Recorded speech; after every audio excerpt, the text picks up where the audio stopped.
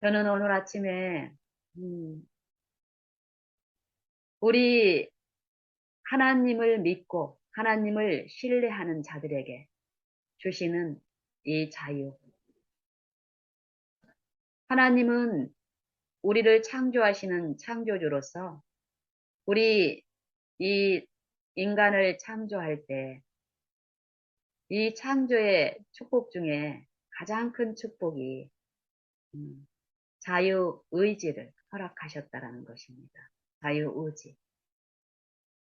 저는 아침에 자유에 대해서 이렇게 잠깐 묵상하고 이렇게 성령을 통해서 이해를 들으면서 이 자유, 지금 많은 어떤 기별들 중에 이 자유의지가 많이 얘기가 되고 어떤 두 생각 중에 하나를 우리가 선택한다라고, 어, 얘기가 이제 많이 이제 이루어지고 우리가 이론적으로 알고 있는데 여기에도 많은 기만이 있다라는 것을 좀 듣게 됩니다. 요 자유의지는 지금 우리에게 들어오는 두 생각 중에 하나를, 우리가 식별하는 어떤 두 생각 중에 하나를 우리가 선택할 수 있다고 이렇게 생각을 하는데, 하나님이 주신 자유의지는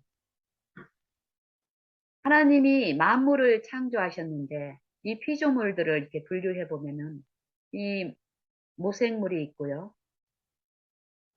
요, 이 생물체들 이렇게 보면은, 어, 짐승, 뭐, 동물들과 또 이 사람으로 이렇게 구별이 되고 또 이제 식물들, 이렇게 이제 분류가 되는데 사람에게만 자유를 주셨습니다.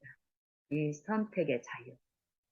하나님이 주신 이 자유, 이 선택의 자유는 그냥 이 삶에서 이루어지는 어떤 두 가지 선택을 얘기하고 있지 않습니다. 하나님이 주신 이 인간에게만 주신 인간을 창조한 요 만물 중에서 요 창조물 중에서 인간에게 주신 이 축복, 이 자유의지는 생명과 사망을 선택할 수 있는 자유입니다. 생명과 사망을 선택할 수 있는 자유. 하와와 아담은 어땠습니까? 사망의 세력을 잡은 자가 그들에게 접근해서 생명의 원천이신 생명의 말씀, 창조의 능력이 있는 우리를 무한히 사랑하시는 요 말씀이신 말씀을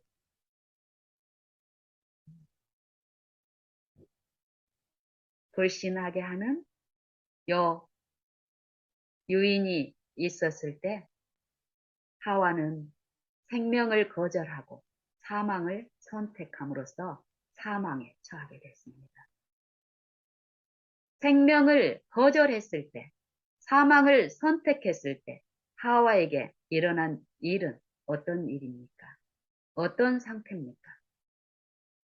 사망을 선택했을 때, 생명을 거절했을 때 하와는 죽었습니다.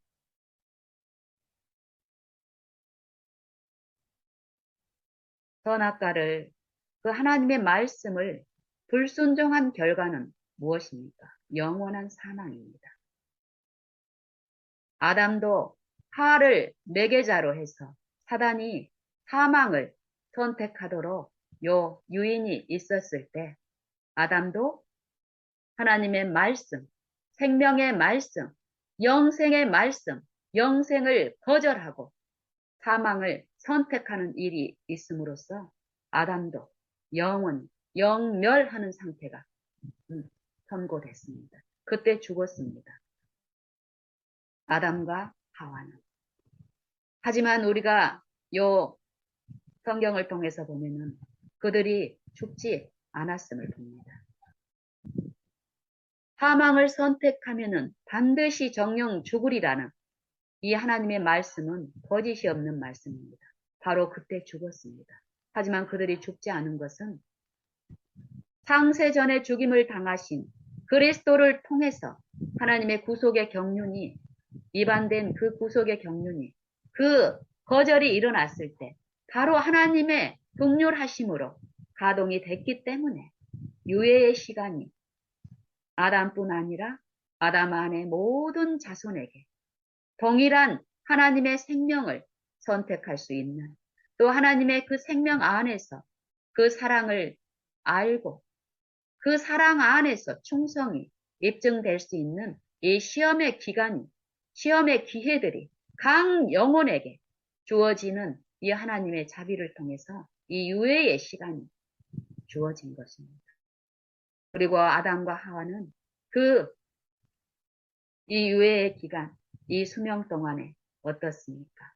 그 충성을 입증함으로써 의인으로 이 육체의 죽음을 지금 잠들어 있는 상태로 있는데 그들은 의인으로 죽었다고 잠들었다고 성경을 통해서 우리는 듣습니다. 오늘 우리의 삶도 마찬가지입니다. 이 자유는 분명히 갈라디아서 5장 1절과 13절에서 그리스도께서 우리에게 자유를 주셨습니다. 어떤 자유를 주셨습니까? 사망만 선택할 수밖에 없습니다. 그리스도의 은혜가 없으면은 이 유예의 기간이 허락이 됐더라도 우리의 이 사망을 짊어지고 십자가에 죽으신 그 십자가의 공로와 그 보혈의 능력이 없다면 우리는 우리에게 허락된 이 자유의지를 가지고도 이 일생 동안에 이 육체에 있는 생애 동안에서는 어떻습니까? 사망만을 선택할 수밖에 없고 결국 사망으로 운명이 결정지어지게 됩니다.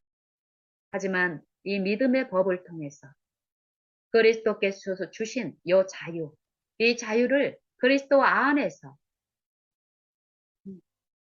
하나님의 이 사랑과 그 능력을 성령을 통해서 배우고 또 내 삶 속에서 실제적인 체험 가운데서 알아가는 요 과정 중에서 실제의 그 생명의 가치와 이 사망의 이 무거운 짐, 이 사망의 세력의 악한 품성이 어떻다라는 이 죄의 슬픔, 죄의 흉악함, 죄의 잔인함, 죄의 고통을 성령을 통해서 배우지 않는다면 볼 수 없다면 우리는 죄의 쾌락으로 일궈진 이 육체 안에서는 죄를 버릴 수 있는 일이 절대 있을 수 없습니다. 이 죄를 드러내시는 것은 성령이 하시는데 성령은 죄를 이 불법과 불의를 어떻게 드러내냐면은 그리스도께서 이루어 놓으신 완전한 의, 하나님의 그 품성의 사본이신 그리스도께서 성령을 통해서 십자가를 통해서 비추는 일을 하십니다. 요게 어떻게 비춰지는지는 우리는 관심을 가질 필요가 없습니다. 거울이신 순결한 하나님의 의의 품성이 그리스도의 생애와 품성을 통해서 성령을 통해서 각 영혼에게 비춰질 때 이 의가 비춰지고 이 의가 이 의를 깨우쳐 주시는 이 성령의 은혜 안에서 이 죄가 드러났을 때였던 겁니다. 이 긍휼이 풍성하신 그 무한한 의, 사랑, 우리를 사랑하시고 회복하시는 그 능력에 대한 깨달음이 성령을 통해서 이루어질 때 우리는 죄를 자백하는 일이 있습니다. 자백함으로써 이 죄가 가져가짐을 당하고 그 의가 입혀짐으로써 이전에 나를 주장하고 얽매였던 이 죄의 섭박, 이 불의에서 어떻습니까? 깨끗함을 입는 의로 생애가 가능해지는 요 일이 실제로 나타나면 우리는 체험할 수 있습니다. 그래서 성령이 우리에게 하시는 이 성령의 직분을 성경에서는 분명하게 말씀을 하시는데요. 성령 그가 오시면 세상에게 이 세상으로 하여금 죄에 대해서 의에 대해서 심판에 대해서 책망하신다. 깨닫게 하신다. 일깨우신다. 이 성령의 일입니다. 사역입니다. 우리 안에서. 그 성령을 구하는 자들에서 그런 일을 하시는데 분명히 이 죄에는 죄의 결과에 대한 심판이 분명히 하나님은 말씀하고 있습니다. 심판이 있다. 이 죄가 용서함을 받고 죄가 가져감을 죄 대신에 가져가고 의가 입혀지는 일이 없다면은 하나님의 의로우신 그 심판 안에 우리가 거룩하고 흠없이 설 수 있는 이 일도 절대 있을 수 없습니다. 그 심판은 나중에 받는 게 아니라 지금 이 심판의 기준이 된 하나님의 그리스도의 의로운 품성과 그리스도의 생애, 그 십자가의 그 공로를 통해서 우리가 그분을 모셨을 때 지금 성령을 통해서 죄에 대해서, 의에 대해서, 심판에 대해서 그리스도의 그 지식을 나누어 받음으로써 심판을 지금 준비하기 때문에요. 이 심판을 지금 이룬 성령에 의해서 이룬 사람들은 오늘 밤에 지금 예수님이 오셔도 어떨까요? 그들은 준비가 돼 있기 때문에 예수님을 기쁨으로 맞을 수가 있습니다. 성경은 이 말씀을 하고 계십니다. 그래서 성령께서는 갈라디아서 5장에서 이런 말씀을 하시죠. 그리스도께서 너희에게 자유를 주셨으니 자유하게 하려고 너희에게 자유를 주셨으니 생명을 이제 선택해서 그리스도를 마음에 모시고 성령을 모실 수 있게 하심으로써 성령이 우리 안에 들어와서 나를 매 순간마다 호흡마다 죄로 일관된 이 육체의 지배를 받고 있는 내게 그리스도의 긍휼을 베푸시면서 죄와 의를 분별하게 하시고 죄는 버리고 의를 쫓아 살게 하는 이 성령의 인도하심에 살게 하시기 위해서 자유를 주셨다라는 거예요. 그러므로 너희는 이 자유를 이 종의 이 멍에를 매는 쪽으로 육체의 자유, 육체의 기회를 삼는 쪽으로 이 자유를 사용하지 말라고 말씀하십니다. 사망을 선택하는 이 죄의 쾌락을 쫓아가는 그 자유로 삼지 말라고 분명히 권합니다.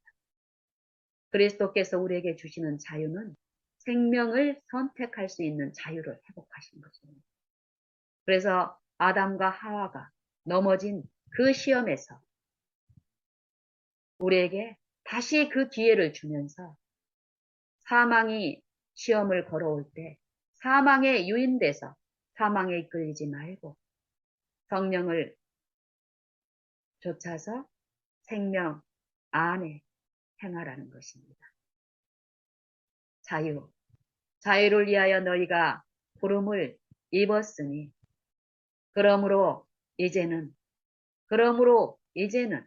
그 자유함 속에서 어떻게 합니까? 서로 종노릇하라고 합니다. 이 지책들 안에서 우리가 성령의 인도하심을 따라서 10계명 중에 첫째 계명이 무엇입니까? 나 외에는 다른 신들을 너희에게 있게 말지니라. 나 생명의 영생이신 이 생명을 선택하라고 말씀하십니다. 생명께 우리 의지를 드렸을 때 요 의지가 유약해지고 무약해진 우리 마음 안에서 굳은 마음을 제하시고 또 마음을 부드럽게 하시는 요 일을 통해서 성령의 호소에 이끌림으로써 이 자유의지를 완전하게 회복하여 주셔서 우리가 기쁨으로 하나님을 섬길 수 있게 하시는 이 복음의 능력, 성령의 나타남, 하나님의 능력, 십자가의 능력, 복음의 능력. 이 십계명을 두 가지로 분류를 하셨습니다. 예수님께서. 주 너의 하나님 여호와를 사랑하라. 어떻게요? 너희 마음을 다하고 목숨을 다하고 힘을 다하고 뜻을 다하고 성품을 다하여 주 너의 하나님 여호와를 사랑하라. 이것이 첫째요. 둘째는 내 이웃을 내 몸과 같이 사랑하라. 우리가 성령 안에서 우리 자유의지가 회복이 되고 이 자유로 사망을 쫓는 이 육체의 쾌락에 기회로 삼지 않고 성령을 좇아서 생명이신 그리스도를 통해서 하나님을 섬기며 그 성품을 우리가 받아들이는 이 일상의 생애 동안에 우리는 요 생애 관계에서 맺어지는 어떤 이웃들, 어떤 연약한 이웃들 간에도 어떻습니까? 하나님의 정신의 그 가치와 그 긍휼과 그 사랑과 그 풍성하신 능력을 우리가 체험적으로 이해한다면 이 삶 속에서 어떤 관계와 어떤 일이든 어떤 거래든지 간에 사단의 속살거림에 그 충동에 육체의 욕심에 이끌리지 않고 어떻습니까? 하나님을 사랑하여 그분을 그 정신을 모심으로써 그 정신은 어떤 정신입니까? 이웃과 나를 구별하는 정신이 아니라 그들을 위로하시는 그 성령이 그들과 한 성령 한 품성 안에서 연합하게 하심으로써 그 사랑을 드러내게 하십니다. 그래서 갈라디아서의 중심 주제는 무엇입니까? 5장의 이 5장에서 말씀하시는 것은 그러므로 너희는 성령을 좇아 행하라.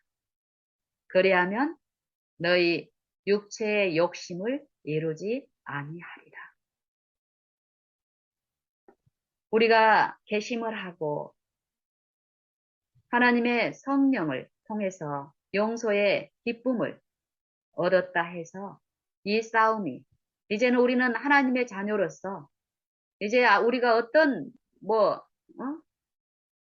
선택을 하든지 간에 상관없이 우리는 하나님의 자녀고 이제 저 밖을 향해서 외쳐야 된다라고 생각할 위험이 있는데요. 우리가 거듭남 체험을 시작으로 했다고 해서 이 육체가 변한 게 절대 아닙니다. 마음이 새롭게 된 것이고 이 마음 안에 성령이 이제 나를 주장하고 주관하고 다스리는 일이 시작이 됐기 때문에 어떻습니까? 나는 지속적으로 이 육체를 통해서 사단은 이 자아를 통해서 나를 시험하고 실현하는 이 연약한 기질을 부추기고 충동하는 요 싸움이 이제 본격적으로 이루어지는데 우리는 그리스도를 성령을 통해서 주인으로 모시고 왕으로 모시고 아버지로 모시고 있는 우리는 이제 이 싸움에서 매 순간마다 그리스도께 나를 굴복시킴으로써 성령의 가르치심과 교훈을 통해서 어떻습니까? 이기는 싸움을 싸울 수 있습니다. 요 처음 계심을 했다고 해서 완전히 우리가 하나님 자녀로 입증이 된 것이 절대 아닙니다.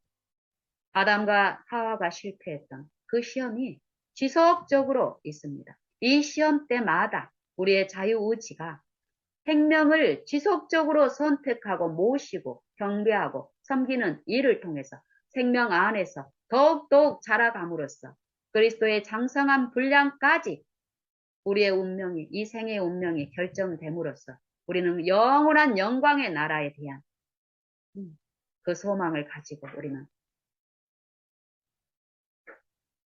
잠들 수 있습니다.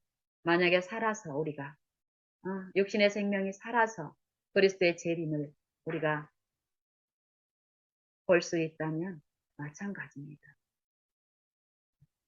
매 순간마다 성령의 능력으로 하나님의 긍휼하심으로 우리가 회복된 이 자유의지를 더욱 죄의 쾌락을 쫓는 데 사용하지 않고 하나님의 성령을 모시는 쪽에 우리가 행사하고 적용하고 했을 때에 우리는 하나님의 품성 안에서 은혜 안에서 더욱더욱 자라감으로써 어떨까요? 이 세상을 통해서 하나님의 영광을 선포하고 하나님의 영광을 비추는 도구와 통로로서 가장 큰 특권을 누리면서 기쁨을 탈 수 있습니다. 기쁨의 삶을 우리 모두 다 같이 차별 없이 차등 없이 하나님의 영생의 선물을 부어졌습니다. 십자가를 통해서